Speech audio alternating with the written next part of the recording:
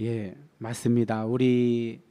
뭐랄까, 우리 사람이 가장 잘 안 되는 것을 꼽으라고 하면 좀 이렇게 사유하고 생각하는 그런 일을 하는 사람들은 가장 먼저 꼽는 게 그거랍니다. 자기 객관화가 안 된대요. 자기 객관화. 자기 객관화가 뭐죠? 자기가 보는 게, 자기가 자기를 보는 게 제일 어렵대요. 그러니까 예전에 그 2500년 전, 약 2500년에서 2000년 전에 이 지구상에 가장 위대한 현자들이 많이 나타났어요. 그래서 기축 시대라고 해요. 기축 시대. 아주 패러다임이 변화하는 시대래요. 그때가 4대 성인이 누구죠? 흔히 사람들이 입에 오르내리는 뭐 순서대로 하면 석가모니, 공자, 소크라테스, 우리 예수님도 이제 세상 사람들은 4대 성인에 넣으시죠. 그들이 다 고시기에 나왔다고 해서 기축시대라고 해요. 근데 이제 엄청난 어떤 사상사적 전환이 있었던 거죠. 사람들이 그때까지만 해도 무언가를 생각해서 무언가를 깊이 사유해서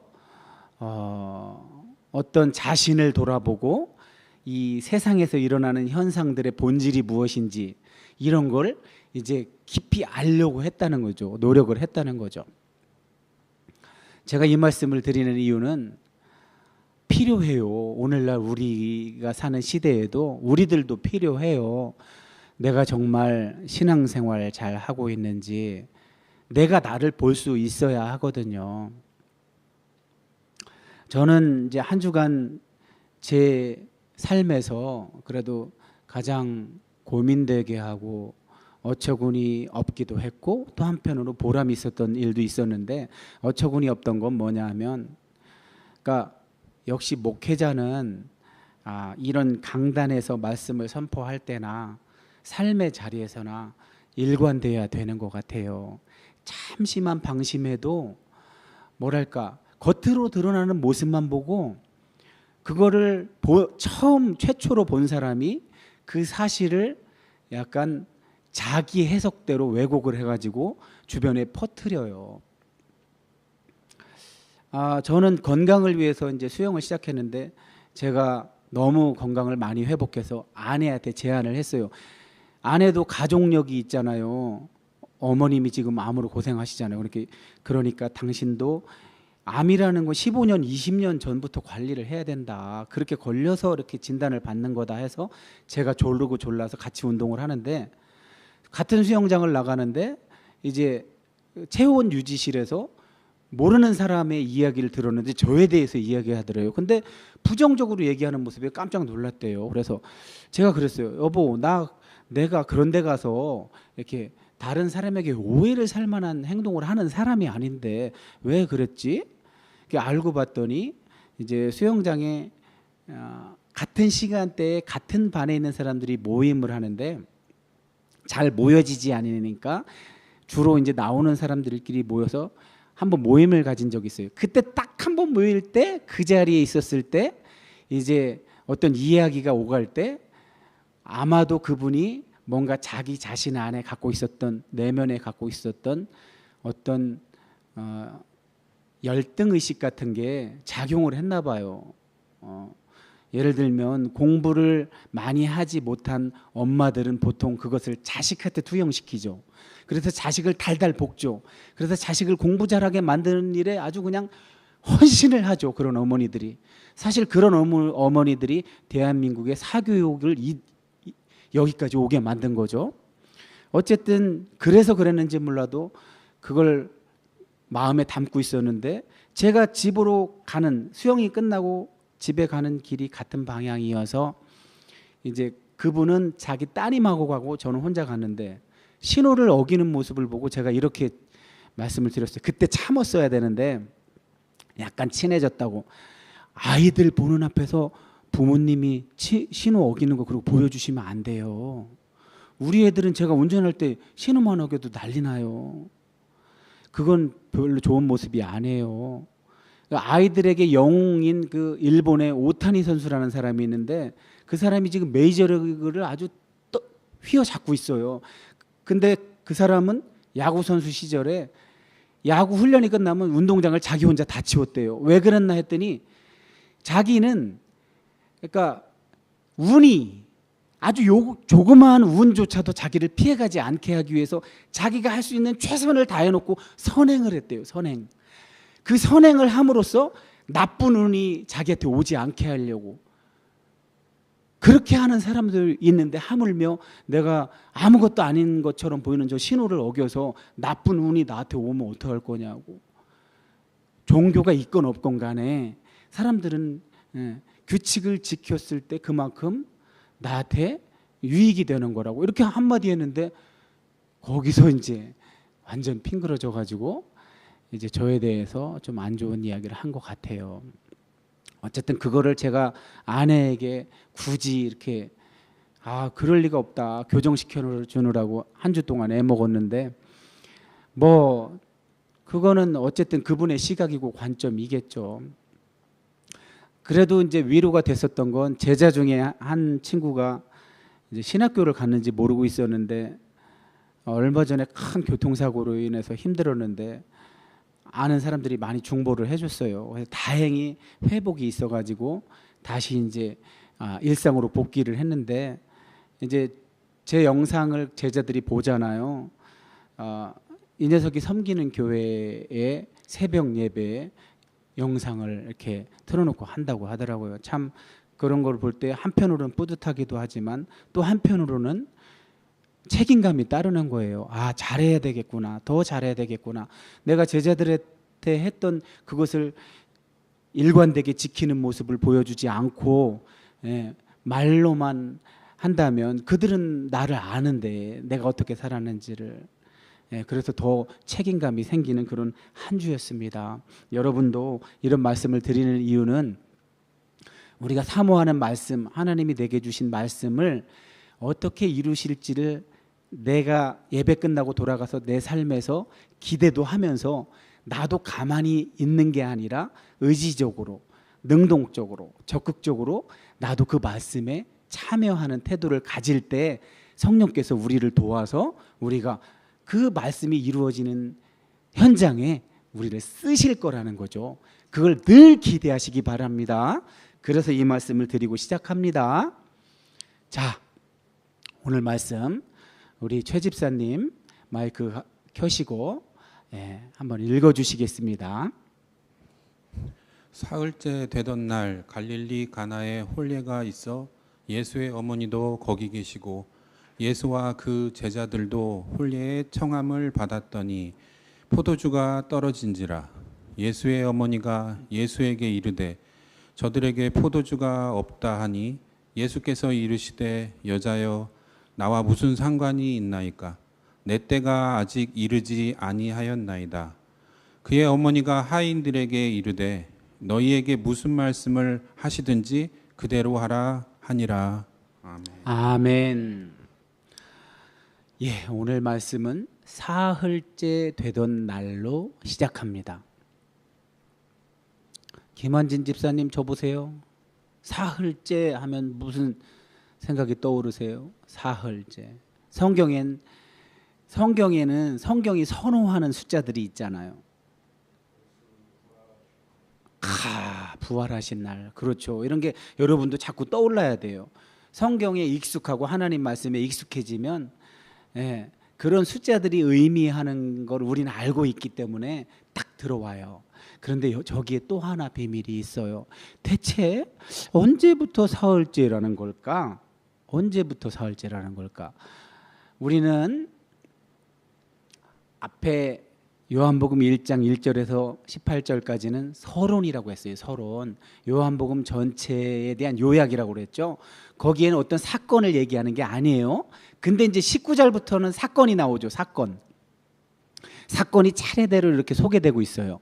제일 처음에 어떤 사건이 있었어요? 유대인들이 찾아오죠. 누구를 찾아와요? 사례 요한을 찾아오죠. 왜 찾아와요? 네가 그 선지자냐? 엘리야냐? 메시아냐? 그거 물어보러 오는 거죠. 예, 종말에 있을 메시아의 오심 때 그런 일이 있을 거라고 예언되어 있었으니까 물어보러 온 거죠. 저게 이제 첫째 날이겠죠. 그러고 나서 29절에 보면 이튿날이라고 나와요. 요한이 예수께서 자기에게 나오시는 걸 보고 세상 죄를 지고 가는 하나님의 어린 양이로다 하고 이튿날로 소개돼요. 그러고 나서 그 다음 이야기들이 쭉 이어지다가 또 35절에 가면 또 이튿날이라고 얘기해요. 요한이 자기 제자 중 두 사람과 함께 섰다가, 저거는 이제 뭐예요? 첫 제자 부르는 장면이죠. 그래서 첫 제자 부르는 장면, 시몬에게 어떤 별명을 지어주죠? 게바라라. 게바는 무슨 뜻이라고 그랬어요? 바위. 게바는 아람어고, 그 당시에 이제 이스라엘 사람들이 아람어를 사용했으니까, 베드로는 그리스어고, 똑같은 거예요. 똑같은 뜻이에요. 자, 그러고 나서 또 이튿날 43절에 갈릴리로 나가려고 하시다가 이제 누구를 만나요? 빌립을 만나고, 그 다음에 빌립이 데려온 나다나엘을 또 만나고. 자, 그럼 지금까지 첫째 날, 둘째 날, 셋째 날, 넷째 날, 지금 넷째 날이죠. 그러고 나서 사흘째면 며칠째라는 거예요? 지금 7일째죠. 저 속에는 저자 요한의 또 교묘한 의도가 숨어 있는 거예요. 어떤 의도가 숨어 있을까요? 이거 맞추면 정말 대단한 건데.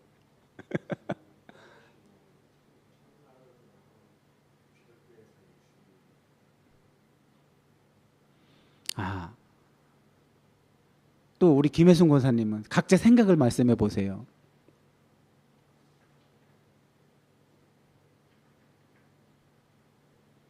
(7일째) 하면 뭐가 생각이 나요? 7일째. 안식. 그렇죠. 구약의 안식. 힌트 드릴게. 우리 권기자 권사님 힌트 드릴게. 우리 요한복음이 뭘로 시작해요? 태초에로 시작하죠. 네, 김혜성 권사님. 네. 예수님 마지막 6일째 되는 날 하시고 제7일 날 쉬셨어요. 쉬신 날.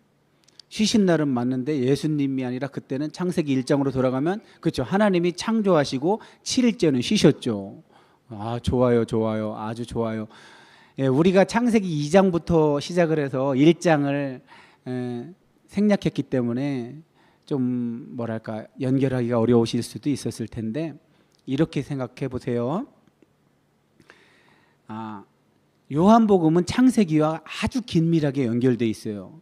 요한이 창세기를 염두에 두고 지금 서술하고 있는 거예요. 기록하고 있는 거예요. 그래서 창세기 1장에도 첫째 날, 둘째 날 해서 일곱째 날에 안식을 하는데, 저희는 거길 건너뛰어서 2장부터 시작을 했잖아요. 그러면 2장에 우리가 기억해 볼 만한 게 뭐가 있을까요? 2장에 많은 이야기를 하고 있지만, 오늘 가나의 혼례와 연결해서 기억할 만한 거, 지금 결혼식에 오늘 오시는 거잖아요. 예수님이 안식하고 2장에서는 이렇게 따로 집중 조명하는 게 있죠. 첫째 날부터 여섯째 날까지 창조 세계를 다 창조하시고 안식하고 나서 2장에 와서는 어느 부분을 집중 조명해 주죠. 사람 창조에 대해서 집중 조명해 주시고, 그 사람 창조에서 지금까지는 7번이나 보시기에 좋았더라 하셔놓고 딱 한 번 보시기에 좋지 않았다고 하신 게 있으셨죠. 그게 뭘까요?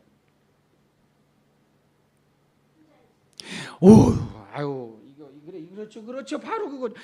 이거 집중해서 잘 들으셨단 얘기야. 창세기 하실 때 집중해서 잘 들으셨단 얘기야. 그러니까 성경은 시작할 때 혼자라는 것에 대해서 좋지 않다고 얘기를 하고 시작함으로써 우리가 뭐를 예상하게 해요? 혼자가 아니구나. 우리 우리 동양의 사고방식도 인간이라고 하잖아요. 사람 인자에도 벌써 이렇게 돼 있잖아요. 그래서 둘이 이렇게 받치고 있잖아요. 혼자가 아니잖아요. 사이간자도 혼자일 땐 사이간자를 쓰지 않죠. 관계가 있어야 사이간자를 쓰죠. 그런 것처럼 이미 창세기를 시작할 때도 사람의 창조를 집중하면서 뭘 지금 중요하게 핵심으로 다루고 있냐면 혼자 있는 건 하나님 보시기에 안 좋았다고 시작하고 계신단 말이에요. 그래서 요한도 지금 혼례 결혼식을 여기다가 딱 소개하고 있잖아요. 앞에 첫날에 그 세례 요한 장면에서 시작해서 첫째 날, 이튿날, 또 이튿날, 사흘째 해갖고 7일 창조로 하면 안식하고 나서 사람에 대한 걸 집중 조명하면서 홀로 있는 것이 좋지 않아서 어떻게 하죠? 돌 배필을 만들어 주시죠. 그걸 우리 결혼식 할 때 주례 선생님들이 많이 사용하죠. 창세기 2장 25절. 남자가 그 부모를 떠나 여자와 합하여 한 몸을 이룰지니라. 결혼식이죠. 결혼식. 지금 결혼식 이 모습 창세기랑 잘 연관해서 보세요. 자, 결혼식에 예수님 엄마도 계시고 제자들도 혼례의 청함을 받았더니 자연스럽게 앞에 제자들 나왔다가 그 제자들이 그대로 연결이 되고 있죠. 지금 포도주가 떨어진지라. 포도주가 떨어졌다는 걸 통해서는 뭘 알 수가 있을까요? 포도주가 떨어진지라.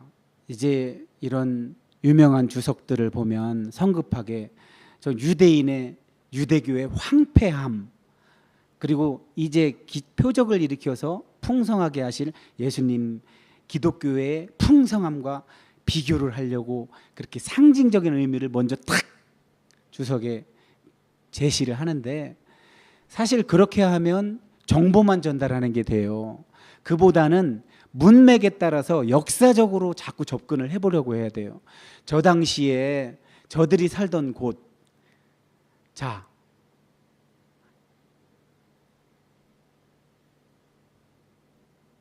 제가 잠깐 지난번에 이쪽 반대쪽으로 하니까 화면에는 이상하게 나와서 이쪽으로 왔습니다. 옮겼습니다. 자, 지도를 보세요. 혹시 글씨는 안 보이셔도 대충 그림은 보이시죠? 여기가 갈릴리 호수예요. 요 갈릴리 호수가, 자, 여기 길이 나오죠. 길이. 여기서 여기까지가 10km예요. 그러면 가로가 한 10km 약간 넘어요. 그럼 세로는 20km가 약간 넘고, 요 둘레가 55km예요. 55km. 그러면 자, 제가 여러분에게 창세기 할 때 이제 오늘 잘 집중해서 들으시면 이스라엘의 크기가 이제 입체적으로 들어오실 거예요. 제가 우리나라 지도랑 딱 연결해서 말씀을 드렸잖아요. 자, 우리가 있는 이곳 가장동 예원교회는 우리 창세기에서 어디라고 그랬었어요? 아브라함이 이삭을 번제로 드릴 때 우리가 여기 위치를 예루살렘이라고 하기로 했잖아요. 예루살렘의 성전산. 그러면 구 예루살렘 시가지로 치면 가장동의 1.3배 정도 돼요, 면적이. 그러고 아브라함이 출발한 브엘세바는 김천 IC 정도에서 출발을 한 거예요. 그럼 이 대전의 가장동이 예루살렘이에요. 가장동의 예원교회가 성전산이에요. 성전산, 모리아산. 그러면 북쪽으로는 베델이 어디라고 했어요? 세종시, 세계문, 천안 삼거리, 목천 IC 정도 되겠죠. 그러면 자, 갈릴리가 궁금하죠. 갈릴리. 우리 예루살렘이 여기 우리가 있는 곳이라면 갈릴리는 어디쯤 될까? 거리가. 서울에, 잘 들으셔야 돼요. 서울 지도를 보면 강남에 보면, 한강 이남의 강남에 보면 서초구 강남구, 서초구 밑에 과천시, 강남구 밑에 성남시 수정구, 요 네 개를 합치면 거의 아주 흡사하게 갈릴리 면적이 돼요. 모양은 다를 수 있어요. 모양은 다를 수 있지만 면적은 그렇게 돼요.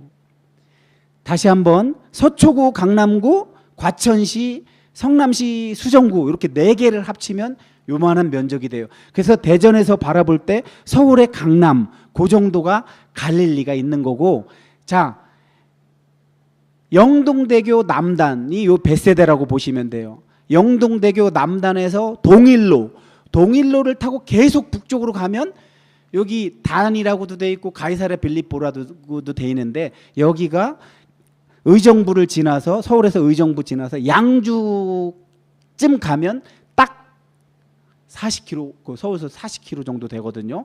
그래서 자, 이스라엘을 가장 성경에서 많이 국경을 얘기할 때 단에서 브엘세바라고 해요.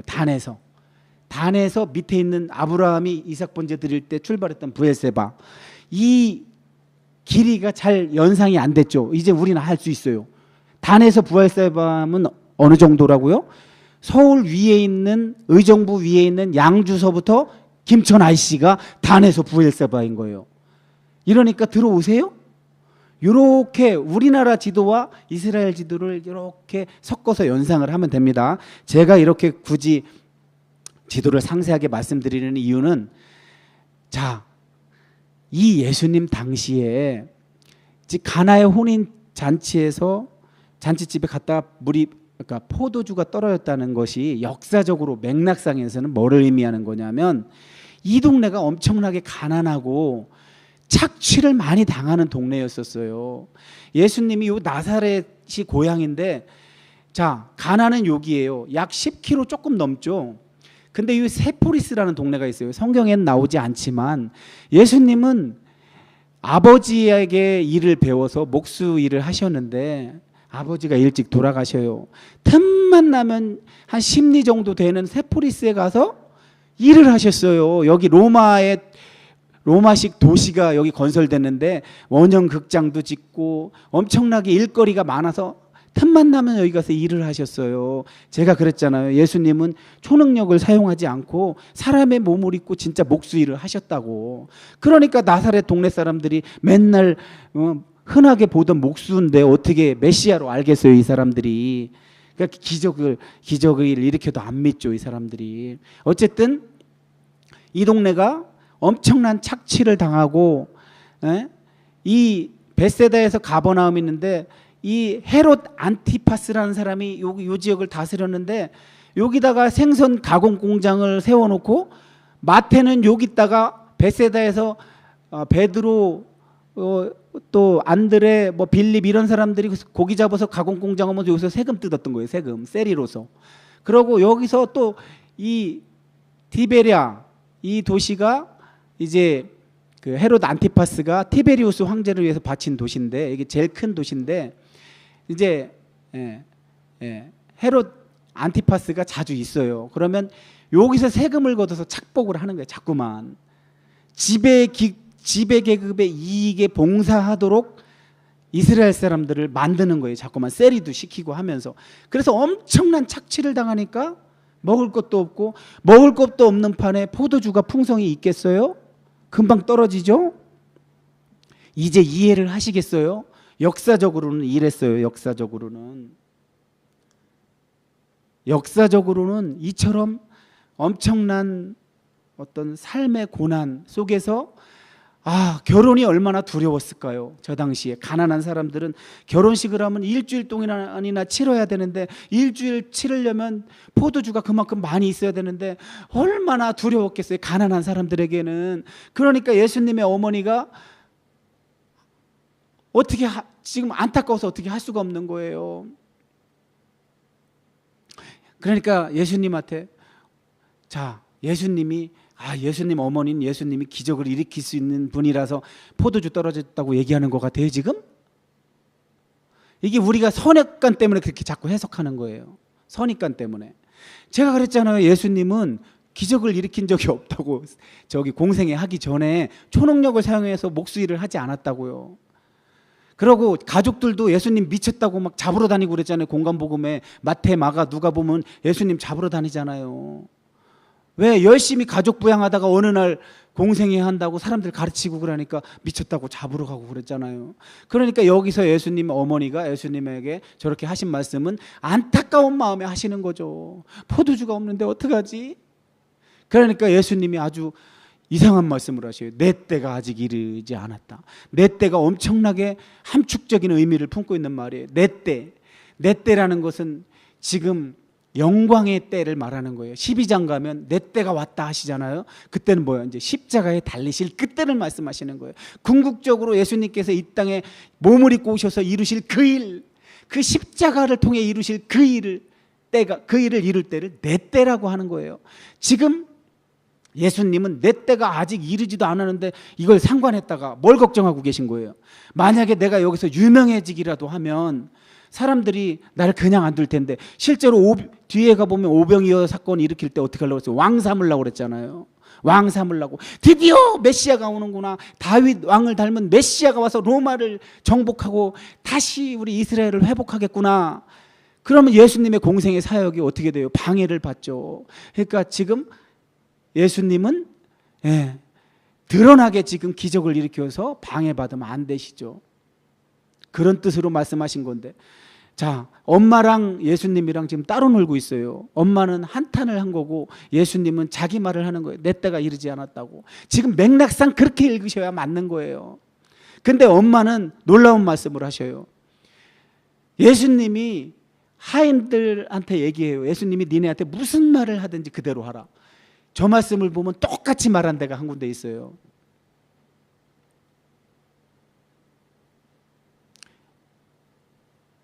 요마르 락햄, 아싸가 그 행하단데, 타수 너희는 행하라. 타수, 저게 어디 나오냐면은 창세기에 나와요. 우리는 다루진 않았어요. 그래서 여러분이 대답하기 힘드셨을 텐데, 자, 바로가 이제 요셉의 꿈을 해석해서 요셉의 그 꿈대로 이제 행정을 하잖아요. 그래서 이제 기근이 들었을 때 이제 애굽 백성들이 어떻게 하냐고 왕한테 와서 우리 어떻게 했으면 좋겠냐고 그렇게 할 때 이제 바로가 뭐라고 하냐면 너희는 이 요셉이 하라는 대로 해라. 딱 그 용법이에요. 문장이 똑같아요. 단어가 똑같아요. 요마르 락햄 타수. 자, 놀랍게도 예수님의 어머님이 무언가 기대를 하셨는지 몰라도, 예수님이 무엇을 하실 거라고 기대를 했는지 몰라도 무슨 말을 하든지 그대로 들어라. 어머니에겐 아들에 대한 약간의 그래도 어떤 기적은 있었던 것 같아요. 왜냐하면 12살 때 그것도 봤잖아요. 내가 아버지의 집에 있어야 될 걸 모르십니까? 그런 말을 듣고 어머니도 어느 정도는 그래도 조금은 생각하지 않았을까. 자, 이제 정결례식, 유대인의 정결례식에 따라 돌 항아리 6개가 놓여 있는데, 유대인의 정결례식이라고 하는 거 보니까 무슨 율법에 있는 건 아닌 것 같아요. 율법에 따라, 모세에 따라 이렇게 말하면 율법책에 있는 건데, 토라에 있는 건데, 유대인의 정결례식이라고 하는 거 보니까 토라에 있는 건 아니에요. 마가복음에 나오죠. 니네 예수님 보고 니네 제자들은 왜 손도 안 씻고 밥 먹냐? 그러니까 예수님이 뭐라 그래요? 니네가 그거 하나님이 주신 법에 토라에 있는 거 아니잖아. 그거 니네가 만든 거잖아. 장로들의 유전에 따라 하는 거잖아. 야, 손 안 씻고 음식 먹었다고 그게 사람을 더럽게 할 것 같아? 아니야. 니네 마음이 더 악하잖아. 니네 속으로 들어가는, 손 안 씻고 먹어서 속으로 들어가는 게 너희를 더럽게 하는 게 아니라 너희 마음에서 나오는 게 더럽게 하는 거야. 그때 들키죠. 이스라엘의 종교 지도자들이 들켜버리죠, 속을. 자, 그때 유대인의 정결, 손 씻을 물, 그게 정결 예식을 따라 정결 예식할 때 하는 물이죠. 필요한 물이죠. 손 씻을 물. 근데 돌 항아리에 6이 놓였대요. 6 숫자. 6을 보면 무슨 생각이 나세요? 6이란 숫자가 성경에서 좋은 의미예요, 나쁜 의미예요? 7이 좋은 의미지. 완전수 7. 근데 6은 부족하잖아. 나쁜 의미. 그러니까 근데 나쁜 의미를 왜 썼을까? 요한이 이상하다. 자, 6. 여섯. 왜 여섯이라고 했을까? 하필이면 일곱이라고 하지 그냥. 예수님이 일곱이잖아요. 예수님이 나머지 일곱이 되시잖아요. 예수님이 내 피를, 내 살과 피를, 내 살을 먹고 내 피를 마시는 자라야 예수님이시잖아요. 예수님으로 완성되잖아요. 그래서 7이 돼서 완성되잖아요. 자, 항아리에 물을 채우라 하신즉 아기까지 채우니 풍성하다는 거죠. 예레미야 31장 세원역장에 가보면, 자, 회복시키실 때, 하나님께서 회복시키실 때 그때 뭐라고 말씀하셔요? 풍성해지는데, 이스라엘의 풍성을 얘기할 때 항상 따라오는 거, 곡포기, 곡식, 포도주, 기름, 그때 포도주가 풍성해질 거라고 예언돼 있죠. 예레미야를 통해서 예언하신 거, 그게 지금 떠오르죠. 근데 자, 저 사실 물이 변해서 포도주가 된 건 누구는 알아요 지금? 하인들은 알아요. 근데 누군 몰라요? 잔치를 주관했던 연회장은 몰랐대요. 모를 수밖에 없지, 보질 않았으니. 그 연회장이 한다는 소리가 보통은 처음에 좋은 술을 주고 포도주를 주고, 그래서 조금 취하다 싶으면 그때서 이제 질 낮은 포도를 주는데, 여긴 반대로 하네 해서 감동한 거예요. 지금 감동. 왜냐하면 연회장 잔치를 주관한 사람 정도면 사실은 그 가난한 집에서 이렇게 할 수 없다는 걸 사실은 저 사람도 알 수 있었을 텐데 지금 칭찬하고 있는 거죠. 뭔가 내막은 모르지만 저 사람도 어떻게 해서 이럴 수 있는 거지 하고 칭찬하고 있는 거예요. 이렇게 갸웃갸웃하면서 칭찬하고 있는 거죠. 자, 오늘 말씀의 결론입니다.